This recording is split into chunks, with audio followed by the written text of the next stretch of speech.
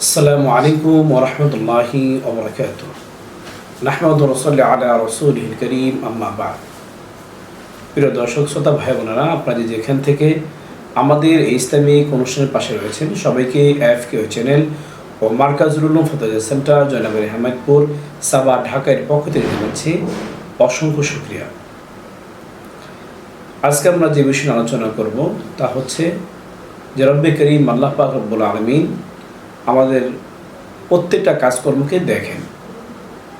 এ বিষয়ে কোরআন হাদিসের আলোকে ইনশাআল্লাহ আলোচনা করার প্রয়াস চালাব। এখন আসি, আল্লাহ পাক যে আমাদেরকে দেখেন, এটাকে আরবিতে কি বলা হয়? আরবিতে এটাকে বলা হয় মুরাকাবা। মুরাকাবা শব্দের শাব্দিক অর্থ হলো দেখা।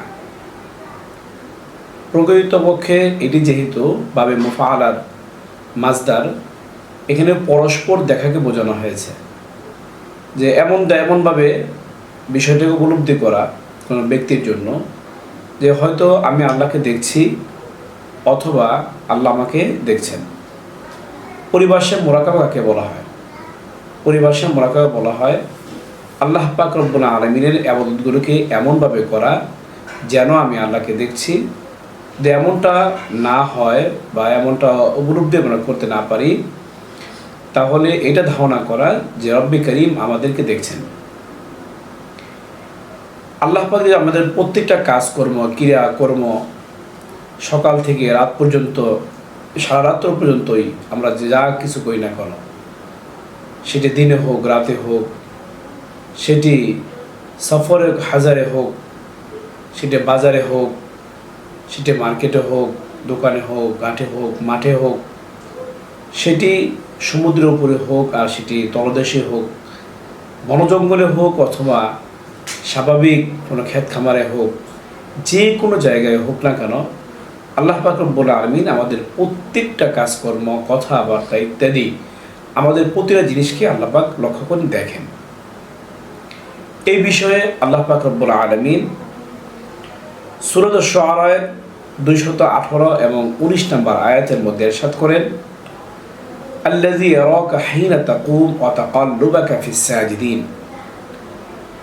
আল্লাহর নবীকে লক্ষ্য করে আল্লাহ পাক রব্বুল আলামিন বলছিলেন, ইরশাদ করছিলেন যে আল্লাযী ইয়ারাকা হিনা তাকুম, তোমার রব ওই সত্তা যিনি তোমাকে দেখেন ওই অবস্থায় যখন তুমি আল্লাহ তাআলাকে খুশি করার জন্য ইবাদতের উদ্দেশ্যে নামাজের জন্য তুমি দণ্ডায়মান হও।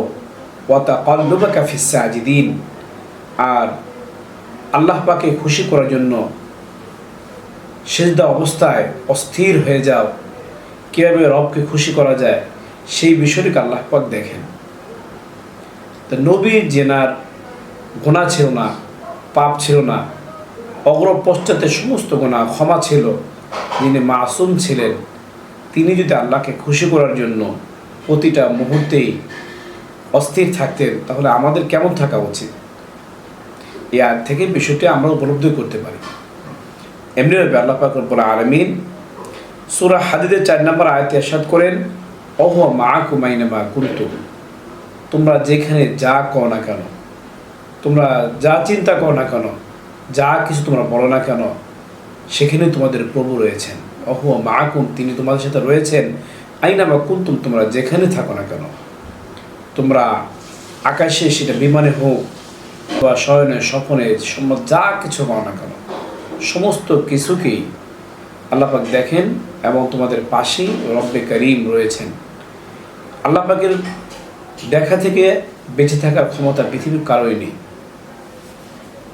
এমনিভাবে আল্লাহ পাক রব্বুল আলামিন সূরা আলে ইমরানের 6 নম্বর আয়াতে ইরশাদ করেন, ইন্নাল্লাহা লা ইয়াখফা আলাইহি শাইউন ফিল আরদি ওয়ালা ফিস সামা, নিশ্চয়ই আল্লাহ পাক রব্বুল আলামিন এমন সত্তা, জমিন এবং আসমানের মধ্যে যা কিছু রয়েছে না কেন, এই বিষয়ে আল্লাহ পাকের সম্মুখে কোনো কিছু লোকায়িত নয়। কেউ কোনো কিছু ঢেকে রাখলেও সেটা আল্লাহ দেখেন। আমরা সেটা কোনো বক্সে রাখি, সেটা শোকেসে রাখি, সেটা কোনো সিন্দুকে রাখি, অথবা মাটির নিচে চাপা দিয়ে রাখি, অথবা মানুষের চোখের আড়ালে রাখি, যেখানে রাখি না কেন, আল্লাহ পাক রব্বুল আলামিন সব কিছু দেখেন।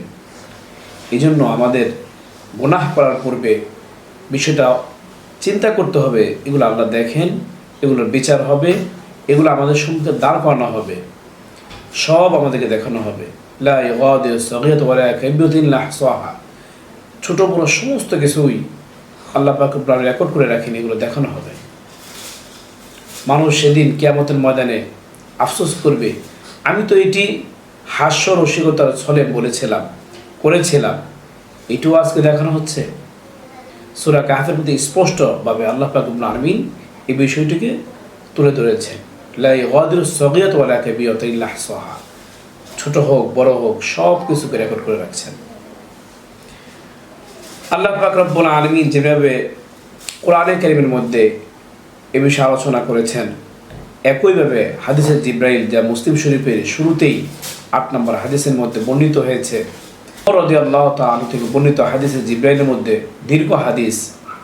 সে হাদিসের মধ্যে জিব্রাইল আলাইহিস সালাতু ওয়াসসালাম ছাত্রের মতো নবীকে শিক্ষক রূপে প্রশ্ন করছিলেন বিভিন্ন বিষয়, কিয়ামত প্রসঙ্গে, ঈমান প্রসঙ্গে, ইসলাম প্রসঙ্গে, এমনিভাবে মুরাকাবা প্রসঙ্গে, যে আল্লাহকে আমরা দেখি অথবা আল্লাহ আমাকে দেখেন, এ বিষয়ে আল্লাহ নবীকে প্রশ্ন করেছেন, ওমাল ইহসান, হে আল্লাহ নবী, ইয়ে মুহাম্মদ, আপনি বলুন ইহসান কী জিনিস।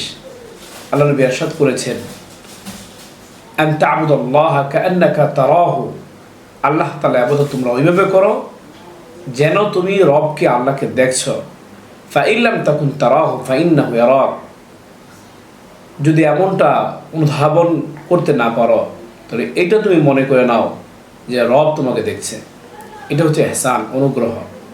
ইবাদতের মধ্যে অনুগ্রহ হচ্ছে এটা, হয়তো আল্লাহকে আমি দেখছি অথবা আল্লাহ পাক আমাকে দেখছেন।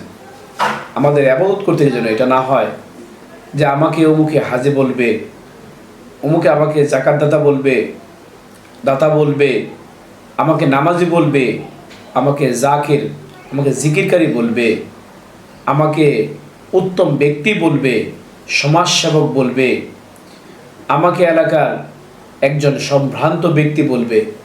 বিষয়টি যেন এমন না হয়, বরং আল্লাহ তাআলার হুকুমগুলো আমরা এমনভাবে আদায় করব যে আমি আল্লাহকে খুশি করার উদ্দেশ্যে আমি করছি।